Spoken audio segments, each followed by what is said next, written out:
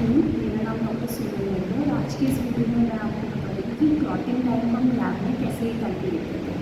तो clotting time के लिए जो मेथड यूज़ किया जाता है वो है हमारा Wright's capillary glass tube method.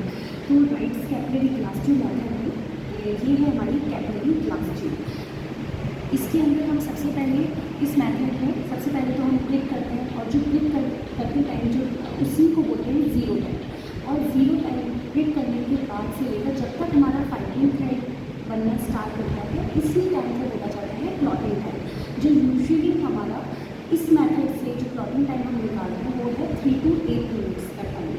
इसके अलावा कैपिलरी ग्लास ट्यूब मेथड के अलावा हम सिलिकॉन ट्यूब भी ले सकते हैं, लेकिन सिलिकॉन ट्यूब में हमारा जो क्लॉटिंग टाइम निकल जाता है वो हमारा मच हायर होता है एज़ कम्पेयर टू इसकी कैपिलरी ग्लास ट्यूब मेथड। हम लैब्स में यही प्रेफर करते हैं। अब कैपिलरी ग्लास ट्यूब मेथड में एक और वाइवा क्वेश्चन पूछा जाता है कि इसके अंदर जो क्लॉटिंग इनिशिएट होती है वो किस मेथड से होती है, कौन सा पाथवे फॉलो होता है।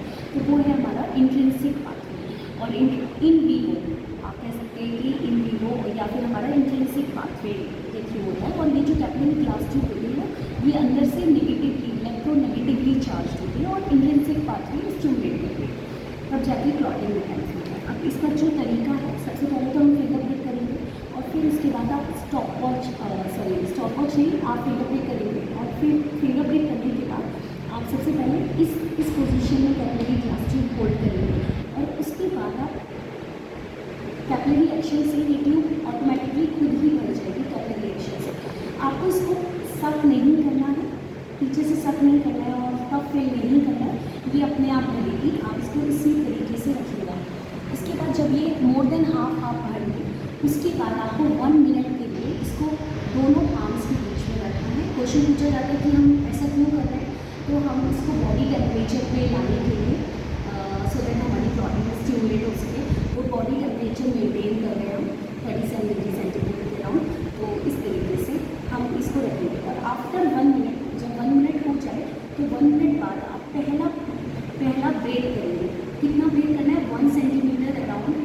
आप रफली इस तरीके से इसको इस तरीके से ये आप देख सकते हो ये 1 सेंटीमीटर ब्रेक किया मैंने इसको यहाँ दिखाया। देखिए 1 सेंटीमीटर ब्रेक किया तो 1 मिनट बाद पहला, फिर एवरी 30 सेकेंड्स बाद आप स्टॉप वॉच की हेल्प से एवरी 30 सेकेंड्स बाद आप इस तरीके से इस ग्लास ट्यूब को ब्रेक करते जाएंगे। तो छोटा ग्लास ट्यूब आप ब्रेक करते जाएंगे और फिर तब तक ब्रेक करना है जब तक आपको दोनों एंड्स के बीच में इस तरीके से थ्रेड दिखता है, फाइब्रिंग थ्रेड, स्ट्रेचिंग इलास्टिसिटी आपको खुद दिखेगी कि ये आपस में अटैच्ड है।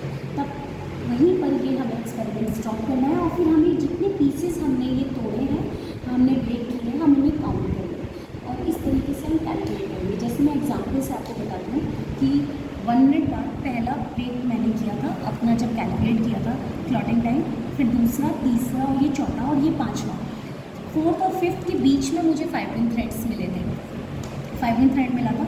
तो इस तरीके से अब आप कैलकुलेशन करें तो 30 ये 4 टाइम्स, तो ये 2 मिनट्स हो गया 30 सेकेंड्स। फिर 2 मिनट्स में 1 मिनट ऐड किया, वो वाला टाइम जो आपने हाफ ले रखा उसे भी ऐड करना है, उससे 1 मिलेगा। तो टोटल मिला के जो टाइम हुआ वो हुआ 3 मिनट्स। ठीक इसी तरीके से बाई चांस अगर आपके एक और ब्रेक होके एक और पीस होता तो फिर वो टाइम हो जाता 3 मिनट्स 30 सेकेंड्स। उसको आप इसी तरीके से बोलेंगे 3 minutes 30 seconds instead of saying 3.5 minute, use the word 3 minutes 30 seconds. तो इस मेथड में ये टाइम निकल गया है 3 minutes. Thank you for watching. Thank you.